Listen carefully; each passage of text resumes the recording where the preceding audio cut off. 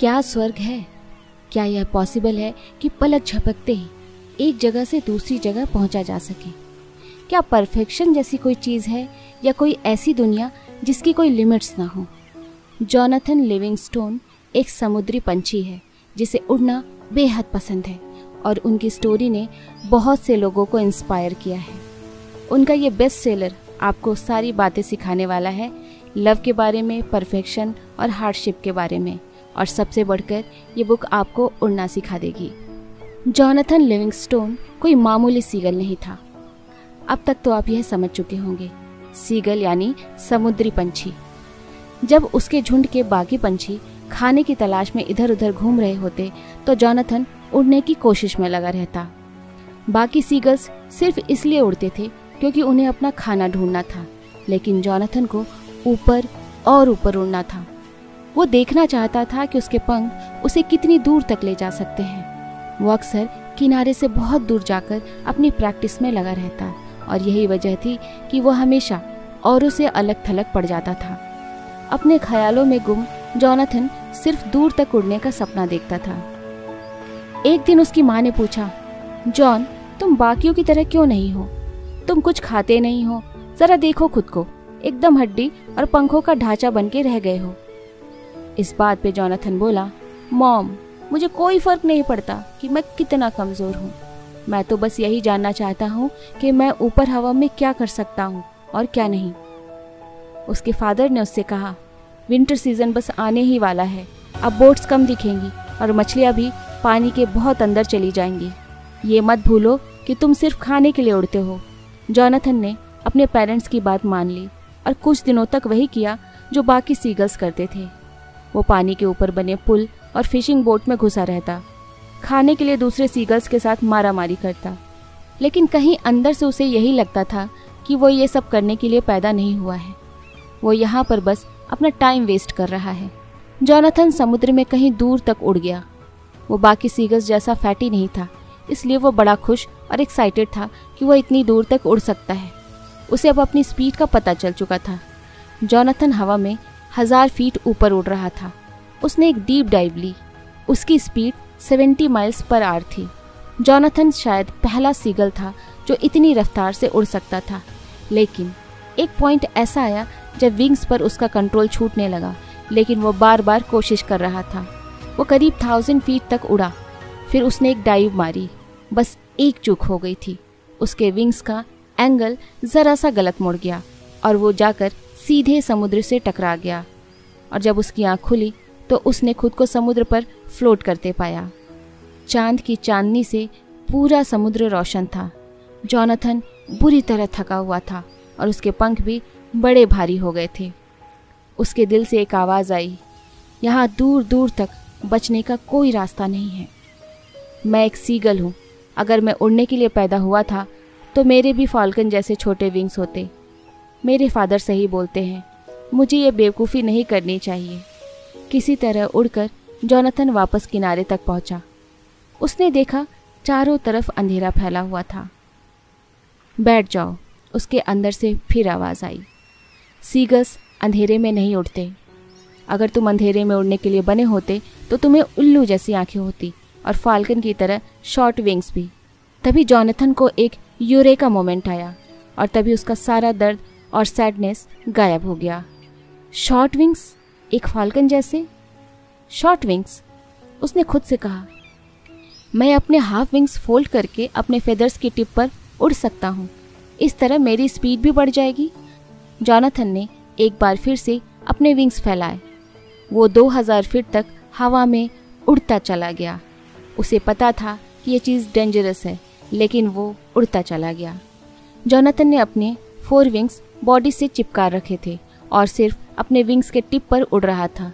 फिर उस brave seagull ने एक वर्टिकल डाइव लिया। वो बड़ी स्पीड से नीचे आ रहा था, पहले 70 माइल्स, फिर 90 और फिर 120 माइल्स पर आवर, यहाँ तक कि जॉनथन 140 पर भी गया। और जब वो समुद्र के ऊपर उड़ रहा था तो उसने बड़े केयरफुली अपने विंग्स मूव किए और फिर हर चीज़ उसके कंट्रोल में थी। जब जॉनथन पानी के ऊपर स्मूथली उड़ान भर रहा था तो उसे ख्याल आया, 140, अगर मैं 5000 फीट की हाइट पर फ्लाई करूं तो मैं कितना फास्ट डाइव कर पाऊंगा। वो अभी क्विट करने ही जा रहा था कि उसे याद आया वो ऑर्डिनरी नहीं है, वो तो कुछ स्पेशल करने के लिए बना है। जॉनथन की प्रैक्टिस चलती रही।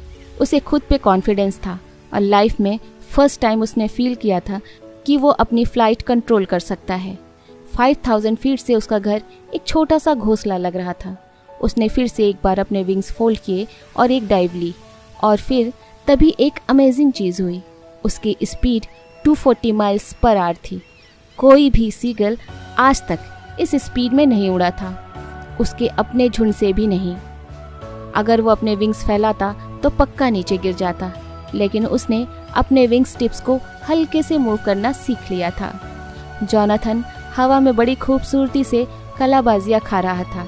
उसने लूप लिया, फिर स्लो रोल हुआ और फिर पिन व्हील। जितने भी मूव्स उसने किए सबका एक नाम रखा। स्पीड पावर थी, स्पीड में मज़ा था। कुल मिलाकर स्पीड अपने आप में एक बहुत ही खूबसूरत चीज़ थी और जॉनथन का झुंड उस पर ज़रूर प्राउड फील करेगा। वो सनसेट के बाद भी उड़ता रहा। जब वो घर पहुंचा तो आसमान में तारे चमक रहे थे। आज जॉनथन बहुत थक गया था, लेकिन वो बेहद खुश था। उसका वही पुराना झुंड था, लेकिन जॉनथन चेंज हो चुका था, क्योंकि उसे पता चल चुका था कि फिशिंग बोट के ऊपर उड़कर स्क्रैप पकड़ने के अलावा उसकी लाइफ में और भी कुछ है। जॉनथन का बस चलता तो वह ज़ोर से शाउट करता, लाइफ मीनिंगलेस नहीं है। हम खुद को इग्नोरेंस से बाहर निकालकर खुद के लिए कोई गोल सेट कर सकते हैं। हम अपने लाइफ में इंटेलिजेंस और एक्सेलेंसी अचीव कर सकते हैं और न्यू स्किल्स सीख सकते हैं। हम फ्री हैं, हम उड़ना सीख सकते हैं। और फाइनली उसके जालीदार पैर किनारे पे आ गए। उसने देखा वहाँ एक काउंसलिंग मीटिंग चल रही थी। झुंड के बूढ़े और बाकी लोग उसका ही वेट कर रहे थे। जॉनथन, यहाँ आकर बीच में खड़े हो जाओ, एक बूढ़ा चिल्लाया। जब एक सीगल को सेंटर में आके खड़े होने को बोला जाता है तो इसका मतलब है या तो ग्रेट ऑनर है या ग्रेट शेम। क्या पता झुंड के बड़े लोगों ने आज उसका ये कारनामा देख लिया हो। क्या पता उन्हें लगता हो कि उसे अब झुंड का लीडर होना चाहिए। लेकिन जॉनथन को कोई हाई पोजीशन नहीं चाहिए थी। उसे तो बस अपने साथियों के साथ वो सब शेयर करना था जो उसने आज सीखा था। वो चाहता था कि उसका झुंड वो सब देखे जो उसने आज देखा। धीरे से जॉनथन आगे आया। जॉनथन लिविंगस्टोन सीगल, एक बड़े सीगल ने डिक्लेयर किया, शेम के लिए सेंटर में खड़े हो जाओ। जॉनथन को अपने कानों पर यकीन नहीं हुआ। उसे सेंटर में ऑनर के लिए नहीं बल्कि शेम के लिए बुलाया जा रहा था। मुझे सेंटर में शेम के लिए खड़े होना है? इम्पॉसिबल। और मेरे ब्रेक थ्रू का क्या? ये नहीं हो सकता, जॉनथन ने अपने दिल में सोचा। लेकिन उसे एक एल्डर की आवाज़ फिर से सुनाई दी। इस रेकलेस इररिस्पॉन्सिबिलिटी के लिए, गुल फैमिली की डिग्निटी और ट्रेडिशन को तोड़ने के लिए, शेम के लिए सेंटर में खड़े होने का मतलब था कि उसे फ्लॉक से अलग निकाला जा रहा है। उसे कास्ट आउट किया जा रहा था। अब जॉनथन को अकेले रहना होगा, कहीं दूर जहां वो किसी और सीगल से ना मिल सके। एक दिन जॉनथन लिविंगस्टोन सीगल, तुम्हें पता चलेगा कि इस इररिस्पॉन्सिबिलिटी का अंजाम क्या होता है। लाइफ में क्या होगा कोई नहीं जानता, लेकिन हमें इतना पता होना चाहिए कि जब तक जान है हमें खाना और जिंदा रहना है। इररिस्पॉन्सिबिलिटी? मेरे भाइयों, जॉनथन ने रिक्वेस्ट की, हज़ारों साल से हम लोग फिश हेड्स खाकर ही जी रहे हैं, लेकिन हमें लाइफ में लर्न करने और डिस्कवर करने का रीज़न मिला है। मुझे एक चांस दे दो, मैं तुम्हें बताता हूँ कि मुझे क्या मिला है। जॉनथन ने कहा, लेकिन उसकी बात किसी ने नहीं सुनी। झुंड के बड़ों ने उसकी बात इग्नोर करते हुए मीटिंग फिनिश कर दी। बाकी के सीगल्स भी वहाँ से चले गए। जॉनथन ने आसमान की तरफ देखा और कहीं दूर उड़ गया। वो क्लिफ्स के पास चला गया, लेकिन उसने अपने अकेलेपन का बेनिफिट लिया। उसे बहुत कुछ सीखने को मिला। जॉनथन ने हवा में सोना सीख लिया था।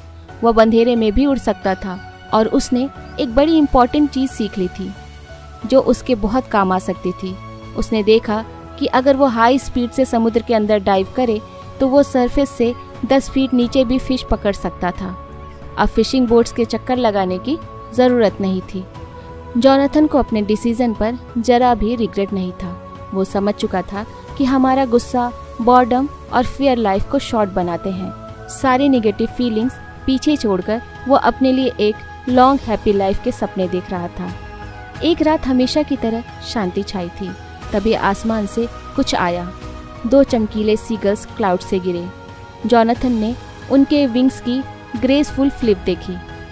उनके फेदर की हर मूवमेंट गिनी जा सकती थी। दोनों सीगल्स के उड़ने का तरीका एकदम जॉनथन जैसा ही था, बल्कि उससे थोड़ा बेटर। तुम कौन हो? उसने पूछा। हम तुम्हारे फ्लॉक से आए हैं जॉनथन, हम तुम्हारे ब्रदर्स हैं।